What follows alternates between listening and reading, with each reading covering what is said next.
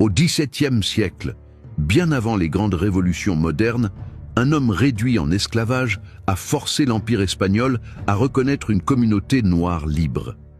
Il s'appelait Gaspar Yanga. Déporté d'Afrique vers ce qui est aujourd'hui le Mexique, il est contraint de travailler dans les plantations de canne à sucre de la région de Veracruz. Mais Yanga refuse cette condition. Avec d'autres esclaves, il s'enfuit dans les montagnes.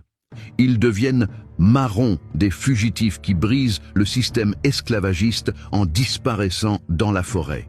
Là, Yanga ne se contente pas de survivre. Il organise, il structure une communauté, instaure des règles, met en place une défense, accueille d'autres évadés. Ce n'est pas un simple refuge, c'est un véritable territoire autonome. Pendant plus de 30 ans, ces groupes attaquent les convois coloniaux, libèrent des captifs et échappent aux expéditions espagnoles. Les autorités tentent tout pour l'écraser, sans succès. Finalement, en 1618, elles changent d'approche et proposent une négociation. Yanga accepte, mais pose une condition non négociable, la liberté totale pour son peuple. Contre toute attente, l'Empire cède. Un ancien esclave vient d'imposer un traité à une puissance coloniale. Grâce à cet accord, la communauté de Yanga devient officiellement une ville libre.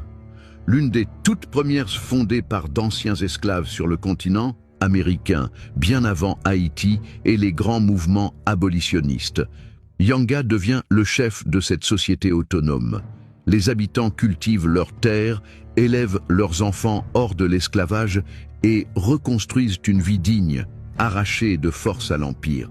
Et pourtant, son nom reste largement absent des récits historiques mondiaux. On parle peu de lui, on enseigne rarement son combat, parce que l'histoire officielle préfère raconter les conquêtes plutôt que les résistances noires. Parce qu'un Africain obligeant l'Espagne à reconnaître une communauté libre dérange le récit dominant. Aujourd'hui, une ville mexicaine porte son nom, mais son héritage va bien au-delà. Gaspar Yanga prouve que même dans les systèmes les plus violents, des peuples ont créé leur propre liberté.